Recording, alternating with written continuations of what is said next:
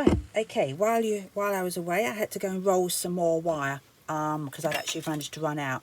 And I buy my wire like this on an actual spool. It's 0.3 fine wire, and then, as I say, I'll roll it to the size.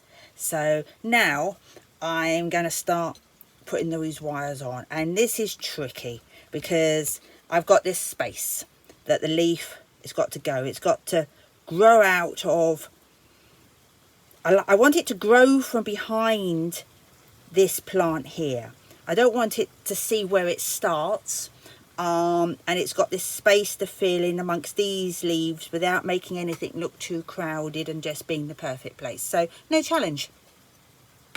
I popped a bit of gum down, and I'm going to start, I think, with this leaf here, which gives quite a strong direction as to where it comes from.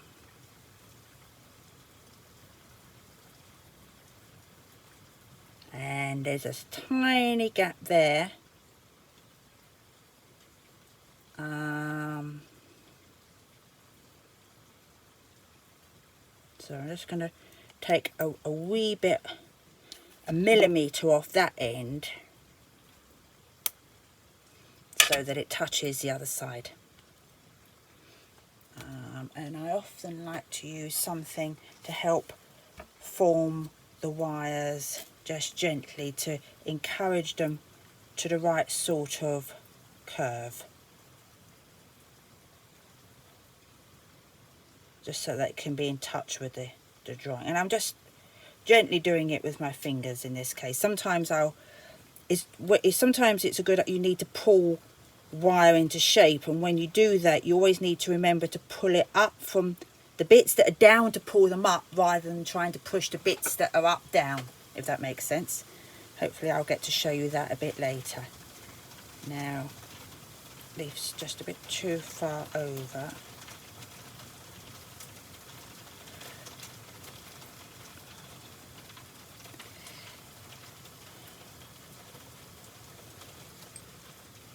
That in a little bit of gum, just blot it off.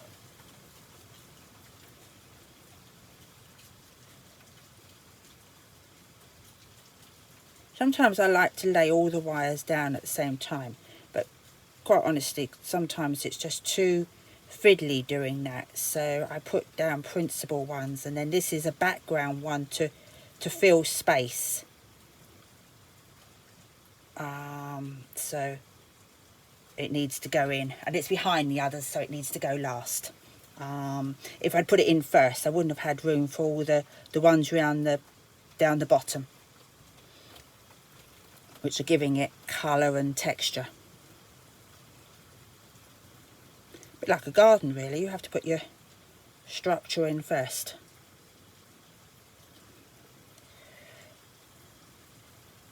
And here we discover, of course, that all my placement is different on this piece to what it was on my drawing, and you don't notice it until this stage. So it's all going to be fine, but it's going to take a bit of fiddling around. That's a bit too straight. If it just arches over that way, it'll just look so much nicer. And this, you can't rush this. I want it to touch there, but I'm wearing good magnification so I can make sure it's touching in all the right places. This stage really just takes as long as it takes, which is always longer than you'd wish.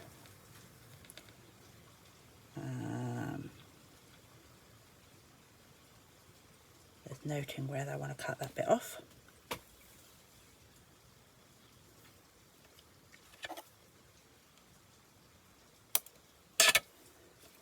And see how I use the scissors in a vertical direction.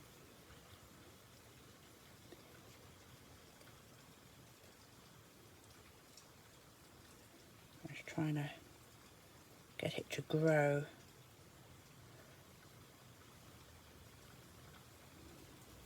I'm starting to hate this plant.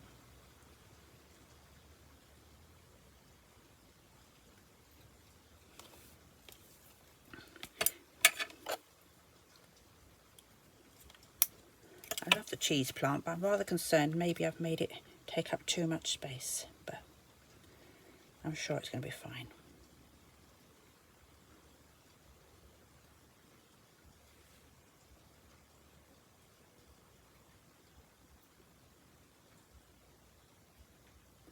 Where am I? I'm going to lose where I am. There we go.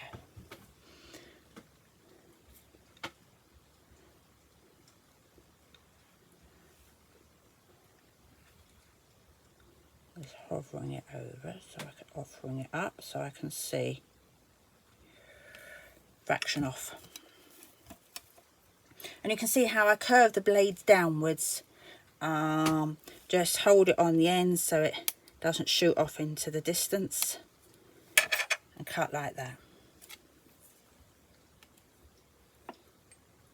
And I just feel, just blot it off, it's not too much.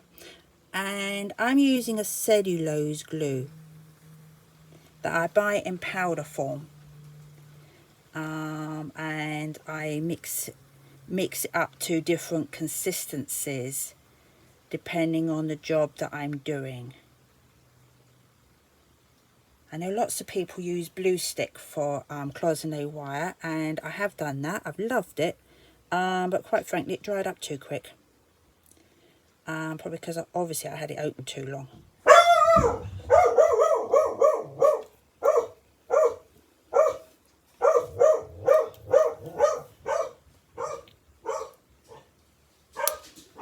I hope you can't hear the dog.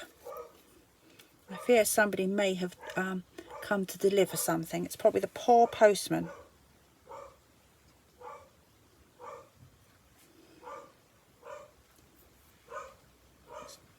Blotting it off because it's got dipped in the wires, and if I put it on, touch it to the wire when it's wet, that wire is going to jump all over my tweezers and stick to anything except the wire.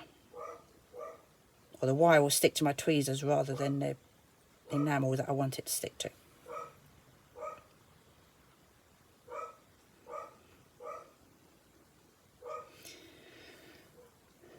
What happens is when it comes out of the kiln, the wires won't be sticking in all the places, and that's absolutely fine because I will then tweak them and push them.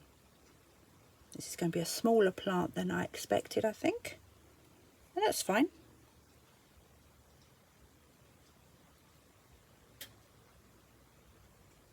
Like in nature, it has to grow to fit the space.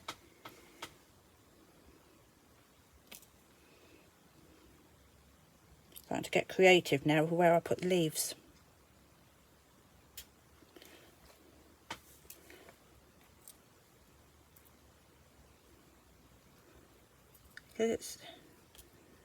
But that's like in a garden, isn't it?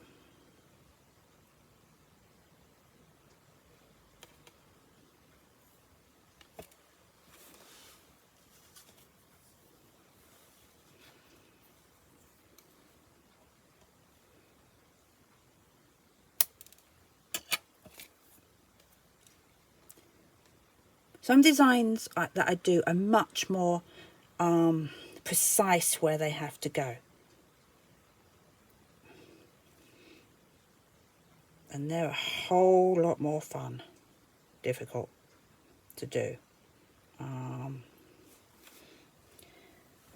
So that's probably actually about right. I think that one there is a bit too long. Maybe. Yeah, it might be about right actually.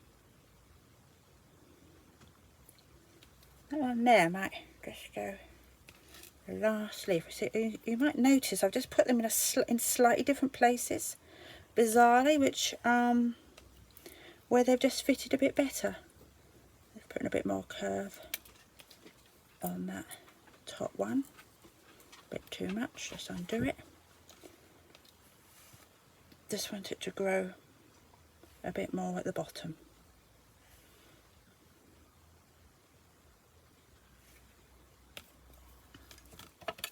Take a bit off there.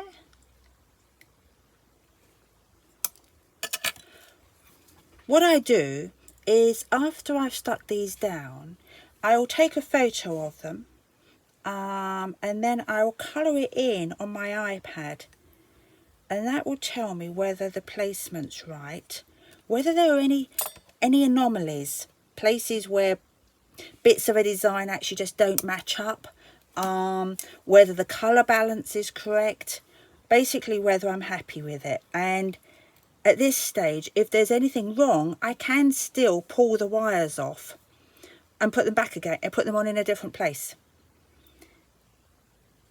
It's still, you know, still possible to do that, and for me it's an important part of the process of making.